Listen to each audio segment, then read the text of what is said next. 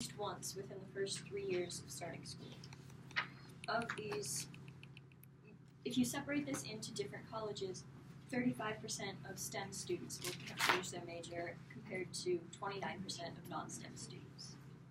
This is a frankly massive amount, and I found this out from a U.S. Department of Education statistics report. There's about 24 students in this class. Given that about 8 of you will end up changing your major. Now, that number doesn't really seem that impressive, but we have a freshman class of 4,341 students, according to the Cal Poly Quick Facts. That means 1,389 of us will change their major at least one time within the next 3 years. With a number this large, it's interesting to know what motivates this and what's the thought process behind changing your major. The act of changing your major is difficult in more than just the paperwork involved. There are psychological barriers found like the sunk cost fallacy and cognitive dissonance that stand between a student and the change. Now, you may wonder what I, a landscape architecture major, am doing talking about psychology. I have taken several psychology courses in the past and it's a personal interest of mine and I enjoy researching it, and I've done quite a bit of research on this topic. So, to begin, the sunk cost fallacy is the process of basing a decision on a previous investment rather than an objective value, according to a study by Argus and Bloomer in 1985. It's a sort of waste aversion. What you perceive as waste is your time, your money, or your effort, according to You don't want to waste this previous investment by giving up on this opportunity, even if the opportunity is of no benefit to you or even harms you. To put this into context, I have a story. My roommate and I went to 805 early on this year for dinner one day. She, like many other people, attempted to take food out of 805, though this is not strictly allowed. She was, of course, caught. She tried to take cookies out, 4 of them. After being caught, she was given the option of either throwing them away or trying to eat them. She tried to eat them, not wanting to waste the food or the effort it took to get it.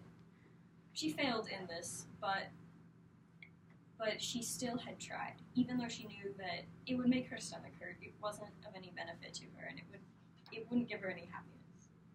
This is an example of the sunk cost fallacy. The second facet of this is cognitive dissonance. Cognitive dissonance is when a situation places a person's behavior and beliefs at odds to one another. It causes a feeling of discomfort, which your brain will try to remedy, whether consciously or unconsciously. And the theory was first introduced by Festinger in 1957. Your beliefs, your attitudes, and your behaviors must be congruent in order for you to feel mental comfort, according to McLeod in an article by Simple Psychology.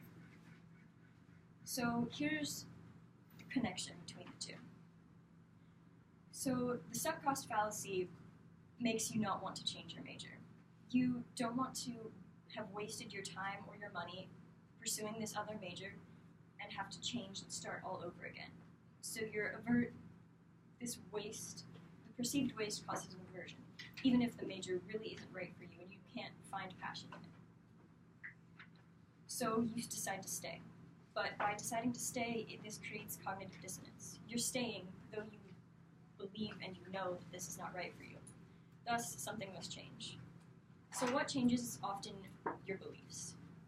Even if it's not true, you will likely somehow convince yourself that, oh, maybe this is right. Maybe I haven't given it enough of a chance.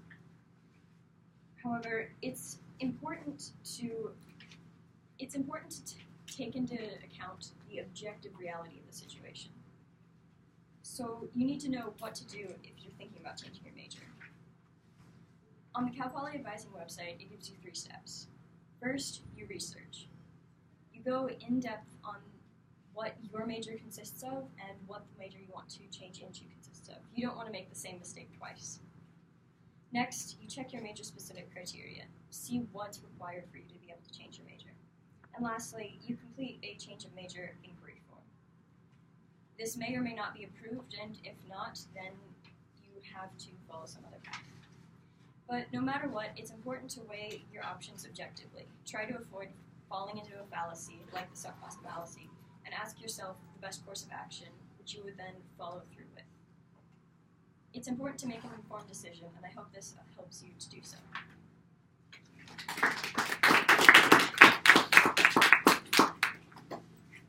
Okay, CJ, how was that?